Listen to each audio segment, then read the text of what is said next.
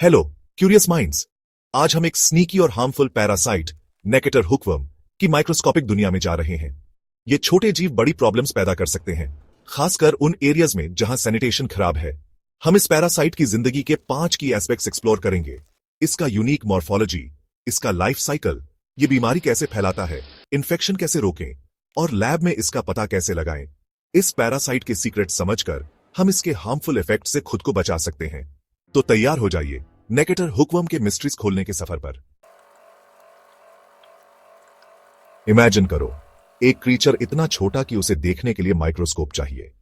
यह creature microscopic world का एक अद्भुत हिस्सा है। अब पिक्चर करो, उसके मुंह में हुक है, होस्ट से चिपकने के लिए तैयार। ये हुक्स उसे होस्ट के टिश्यू में फर्मली अटैच होने में मदद करते हैं। यह है हमारा विलन नेकेटर हुकवर्म। यह पैरासाइट अपने होस्ट को बहुत नुकसान पहुंचा सकता है। नेकेटर अपनी लाइफ में कई फॉर्म्स में रहता है। हर फॉर्म का अपना यूनिक रोल होता है। शुरू में ये टाइनी ओवल शेप्ड एग्स होते हैं जो आंखों से मुश्किल से दिखते हैं। ये एग्स सोइल में पाए जाते हैं। ये एग्स हैच होकर लार्वे बनते हैं जो टाइनी वर्म्स जैसे होते हैं। ये लार्वे बहुत एक्टिव होते हैं। लार्वे अलग अलग स्टेजेस से गुजरते हैं, बड़े होते हैं और उनका अपीयरेंस बदलता है। हर स्टेज में उनकी सर्वाइवल स्ट्रेटजी बदलती है। फाइनली ये एडल्ट वर्म्स बन जाते हैं। ये वर्म्स अपने होस्ट के इंटेस्टिन्स में रहते हैं। मेल और फीमेल वर्म्स के अलग अलग फीचर्स होते हैं। इन फीचर्स से उन्हें पहचानना आसान होता है। सबसे स्ट्राइकिंग है मेल का कॉप्युलेटरी बर्सा, टेल एंड पर एक फैन शेप्ड स्ट्रक्चर। यह स्ट्रक्चर बहुत यूनिक है। यह स्ट्रक्चर मेल को मेटिंग के दौरान फीमेल से अटैच होने में मदद करता है। यह अटैचमेंट प्रोसेस बहुत इंट्रिकेट होता है। इन डिफरेंट फॉर्म्स को जानना जरूरी है, यह समझने के लिए कि नेकेटर होस्ट को कैसे इन्फेक्ट करता है और कैसे इसके लाइफ साइकिल को तोड़ा जा सकता है। नेकेटर का लाइफ साइकिल एक फैसिनेटिंग लेकिन अनसेटलिंग सर्वाइवल की कहानी है। यह एक इंट्रिकेट प्रोसेस है जो कई स्टेजेस से गुजरता है। यह सब तब शुरू होता है जब इन्फेक्टेड लोग अपने फीसेस में नेकेटर के एग्स पास करते हैं। ये एग्स सॉइल में पहुंचते हैं और वहां कंटेमिनेट करते हैं। ये एग्स सॉइल को कंटेमिनेट करते हैं, खासकर वार्म मॉइस्ट एनवायरनमेंट्स में। ये कंडीशंस लार्वे के डेवलपमेंट के लिए परफेक्ट होती है। सही कंडीशंस मिलने पर एग्स हैच होते हैं और सोइल में रैबिडिटिफॉर्म लार्वे रिलीज होते हैं। ये लार्वे माइक्रोस्कोपिक होते हैं और सोइल में फ्रीली मूव करते हैं। ये लार्वे बैक्टीरिया और ऑर्गेनिक मैटर खाते हैं, 2 मोल्ड्स से गुजरते हैं और फिर इन्फेक्शियस फिलारिफॉर्म लार्वे बन जाते हैं। ये स्टेज लार्वे के लिए क्रूशियल होती है। ये फिलारिफॉर्म लार्वे पैरासाइट के स्टेल्थी इन्वेडर्स होते हैं। ये लार्वे बहुत एजाइल होते हैं और होस्ट को इन्फेक्ट करने के लिए तैयार रहते हैं। ये ह्यूमन स्किन में पेनिट्रेट कर सकते हैं, यूजुअली नंगे पैरों से, और एक नया इन्फेक्शन शुरू करते हैं। यह प्रोसेस बहुत तेजी से होता है। अंदर जाने के बाद लार्वे होस्ट की बॉडी में एक रिमार्केबल जर्नी शुरू करते हैं। ये जर्नी लार्वे के सर्वाइवल के लिए एसेंशियल होती है। ये ब्लड स्ट्रीम के थ्रू लंग्स तक जाते हैं जहां ये और मैच्योर होते हैं। लंग्स में ये लार्वे और भी डेवलप होते हैं। लंग्स से ये रेस्पिरेटरी ट्रैक्ट के थ्रू ऊपर क्रॉल करते हैं और निगल लिए जाते हैं। फाइनली अपनी डेस्टिनेशन स्मॉल इंटेस्टिन पहुंच जाते हैं। यहां ये लार्वे अपने फाइनल स्टेज में पहुंचते हैं।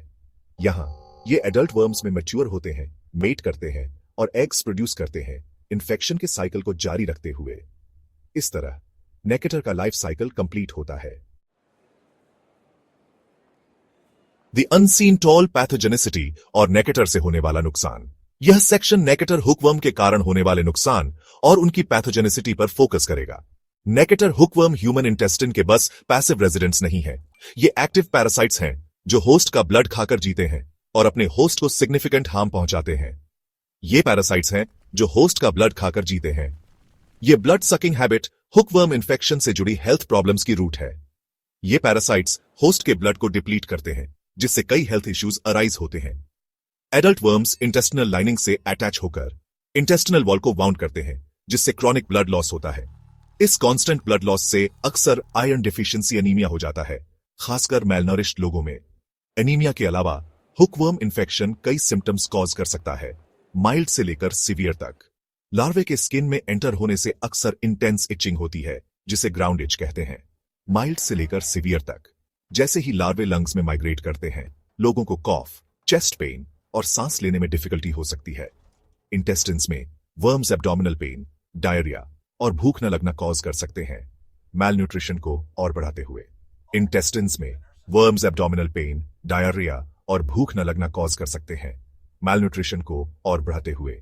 चिल्ड्रन जिनकी बॉडीज डेवलप हो रही होती है हुकवर्म इन्फेक्शन के एडवर्स इफेक्ट्स के लिए पार्टिकुलरली वल्नरेबल होते हैं। क्रॉनिक इन्फेक्शन उनकी ग्रोथ और कॉग्निटिव डेवलपमेंट को इंपेयर कर सकता है, जिससे लॉन्ग टर्म हेल्थ और एजुकेशनल चैलेंजेस आते हैं। हुकवर्म इन्फेक्शन के एडवर्स इफेक्ट्स के लिए पार्टिकुलरली वल्नरेबल होते हैं, जिससे लॉन्ग टर्म हेल्थ और एजुकेशनल चैलेंजेस आते हैं। इसलिए नेकेटर हुकवर्म इन्फेक्शन को अर्ली स्टेज में डायग्नोस और ट्रीट करना बहुत जरूरी है। शील्डिंग आवरसेल्व्स नेकेटर के खिलाफ इफेक्टिव प्रिवेंशन स्ट्रेटजीज। अच्छी बात यह है कि हम सिंपल लेकिन इफेक्टिव मेजर्स से नेकेटर इन्फेक्शन के साइकिल को तोड़ सकते हैं। की है पैरासाइट के लाइफ साइकिल को डिफरेंट स्टेजेस पर डिसरप्ट करना। सैनिटेशन सबसे जरूरी है। ह्यूमन फीसिस को प्रॉपर्ली डिस्पोज करना क्रूशल है सॉइल कंटेमिनेशन रोकने के लिए। ये लैट्रीन्स या टॉयलेट्स यूज करके और ओपन डेफिकेशन अवॉइड करके किया जा सकता है। फुटवेयर पहनना खासकर एंडेमिक एरियाज में इन्फेक्शियस लार्वे के पेनिट्रेशन के खिलाफ एक फिजिकल बैरियर देता है। कम्युनिटीज को हुकवर्म इन्फेक्शन, इसके ट्रांसमिशन और प्रिवेंशन मेथड्स के बारे में एजुकेट करना वाइटल है। रेगुलर डिवर्मिंग प्रोग्राम्स खासकर उन एरियाज में जहां हुकवर्म प्रेवलेंट है, इन्फेक्टेड लोगों में वर्म बर्डन काफी रिड्यूस कर सकते हैं और कम्युनिटीज में ट्रांसमिशन इंटरप्ट कर सकते हैं। अनमास्किंग द एनिमी नेकेटर इन्फेक्शंस का लेबोरेटरी डायग्नोसिस। नेकेटर इन्फेक्शन का डायग्नोसिस ह्यूमन बॉडी में पैरासाइट की प्रेजेंस आइडेंटिफाई करके होता है। सबसे कॉमन मेथड है स्टूल सैंपल्स को माइक्रोस्कोप के नीचे एग्जामिन करना। चूंकि अडल्ट फीमेल वर्म्स इंटेस्टिन्स में एग्स रिलीज करती हैं, ये एग्स इन्फेक्टेड लोगों के फीसिस में डिटेक्ट किए जा सकते हैं। स्टूल सैंपल्स का माइक्रोस्कोपिक एग्जामिनेशन नेकेटर के characteristic Oval shaped thin shelled eggs reveal कर सकता है। कुछ केसेस में ज्यादा सेंसिटिव मोलिकुलर टेक्निक्स जैसे पॉलीमरेज चेन रिएक्शन या पीसीआर यूज की जा सकती है।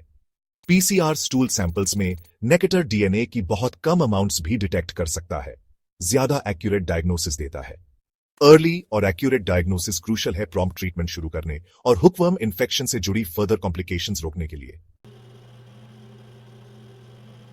द फाइनल वर्ड हुकवर्म के खिलाफ फाइट में हमारा रोल। नेकेटर हुकवर्म इन्फेक्शन एक सिग्निफिकेंट पब्लिक हेल्थ कंसर्न है, खासकर ट्रॉपिकल और सब ट्रॉपिकल रीजन्स में। इसके morphology, life cycle, pathogenicity, prevention और डायग्नोसिस समझकर हम इस पैरासाइट से इफेक्टिवली कॉम्बैट कर सकते हैं और इसके कॉज होने वाले सफरिंग को कम कर सकते हैं। सिंपल इंटरवेंशंस जैसे सैनिटेशन, फुटवेयर और एजुकेशन हुकवर्म इन्फेक्शन का बर्डन रिड्यूस करने में प्रोफाउंड इंपैक्ट डाल सकते हैं। याद रखें, नॉलेज इज पावर। अवेयरनेस फैलाकर और प्रिवेंटिव मेजर्स प्रमोट करके हम सबके लिए एक हेल्थियर और ब्राइटर फ्यूचर बना सकते हैं, इस स्नीकी पैरासाइट के क्लचेस से फ्री।